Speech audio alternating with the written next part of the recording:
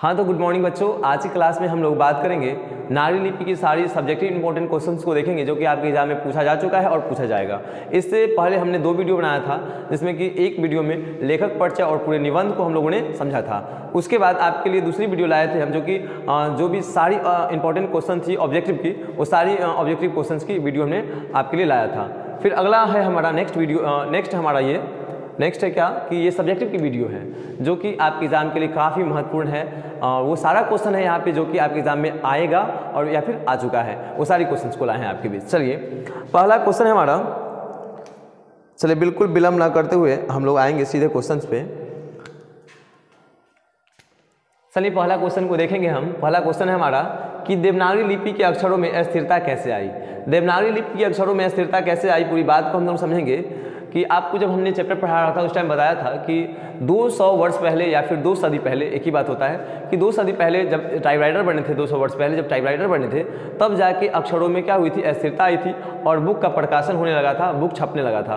तब जाके क्या हुआ था कि नागरी लिपि के अक्षरों में अस्थिरता आई थी। इस प्रकार से हम लोग क्या कर सकते हैं, आंसर दे सकते हैं। चलिए ठीक वही बात को हमने लिखा है, बिल्कुल आप वही बात को अच्छे ढंग से हमने लिखा है, ठीक है। चलिए अगला क्वेश्चन हमारा कि देवनागरी लिपि में कौन कौन सी भाषाएं लिखी जाती है। देवनागरी लिपि में कौन कौन सी भाषाएं लिखी जाती है, तो आपको हम बताए थे जिस टाइम पढ़ा रहे थे कि हिंदी, मराठी, नेपाली, गुजराती और संस्कृत ऐसी भाषाएं हैं जिन्हें क्या करते हैं हम, तो देवनागरी लिपि में लिखी जाती है। इन सारी भाषाओं को हम देवनागरी लिपि में लिखते हैं। चलिए यही बात को लिखे हैं बाबू हम कि देवनागरी लिपि, हाँ वही बात है ना, बिल्कुल आसान सा क्वेश्चन है। आप हम कॉन्सेप्ट को समझे, ठीक है। बिल्कुल यहाँ पे कुछ मेन पॉइंट होते हैं, उन पॉइंट को याद करें, उसके बाद आप अपने अनुसार आंसर बता सकते हैं। चलिए हमारा क्वेश्चन है, अगला क्वेश्चन है कि लेखक ने किन भारतीय लिपियों को, हाँ ये तो बता दिए ना आपको, ये क्वेश्चन तो करवा दिए ना। अगला क्वेश्चन है हमारा कि नागरी लिपि के आरंभिक लेख कहाँ प्राप्त हुए, उनका विवरण करना है, ठीक है। आरंभिक लेख इनके कहाँ से मिले थे, तो चलिए हम लोग क्या बताएंगे कि नागरी लिपि के आरंभिक लेख कहाँ से मिले थे, तो हमें विंध्य पर्वत, ठीक है, क्या बताए थे कि विंध्य पर्वत के नीचे दक्कन प्रदेश में मिला था। कहाँ पे मिला था, तो दक्कन प्रदेश में मिला था ये, ठीक है। चलिए अगला क्वेश्चन है हमारा, अगला क्वेश्चन क्या है कि नागरी लिपि को देवनागरी क्यों कहते हैं, ठीक है। नागरी लिपि को देवनागरी क्यों कहते हैं, लेखक इस संबंध में क्या बताते हैं। चलिए लेखक इस संबंध में क्या बताते हैं कि नागरी लिपि को हम लोग देवनागरी क्यों कहते हैं, तो इसका तो सही उत्तर पता नहीं चल पाया।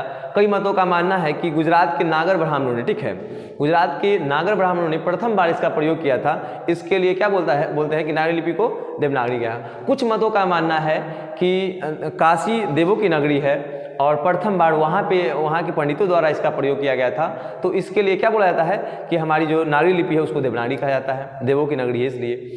फिर कुछ ऐसे पटाईत नामक ग्रंथ में कुछ ऐसा लिखा हुआ है कि पटना को ना 200 वर्ष पहले नगर कहा जाता था, इसलिए पटना के नाम पे ही इसका नाम क्या रखा गया है, तो देवनागरी लिपि रखा गया है। ऐसा इसका साक्ष्य उत्तर नहीं मिल पाया है, इसलिए इस प्रकार से हम लोग बता सकते हैं। चलिए अब आगे देखेंगे, हम लोग आगे देखेंगे, बिल्कुल वही बात को हम लिखे हैं। चलिए नेक्स्ट हमारा क्या है कि नागरी लिपि कब तक सर्वदेशिक लिपि थी। मतलब कि सर्वदेशिक कहने का मतलब क्या होता है कि पूरे देश में फैल जाना।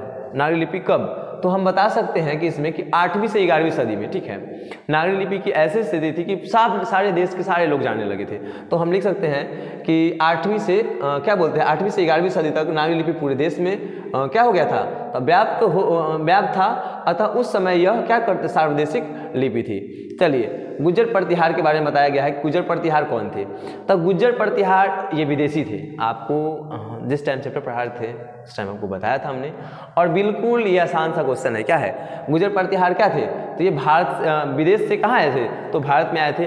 और उसके बाद क्या किए थे कि 8वीं सदी से पहले क्या किए थे, ये अवंती प्रदेश पे अपना शासन खड़ा किया था, और उसके बाद उन्होंने क्या किया था, तब कन्नौज पर अपना आक्रमण करके अधिकार कर लिया था। चलिए अब आगे हम लोग देखेंगे, नेक्स्ट क्वेश्चन है हमारा। चलिए इस क्वेश्चन को देखेंगे हम लोग। लास्ट क्वेश्चन है हमारा ये, चलिए हाँ ये काफ़ी इंपॉर्टेंट क्वेश्चन है जो भी है।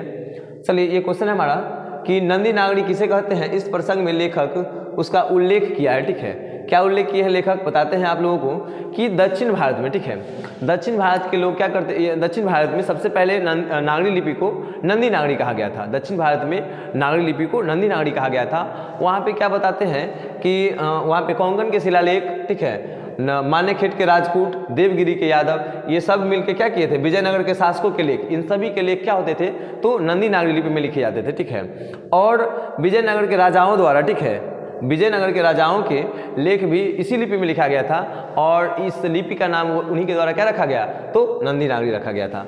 चलिए इस वीडियो में हम लोग यहीं तक बात करेंगे, फिर हम लोग अगली वीडियो आपके लिए लेके आएंगे, और अगला वीडियो हमारा होगा, अगला चैप्टर जो भी हमारा होगा वो बेहतर होगा। चलिए, जय हिंद, धन्यवाद।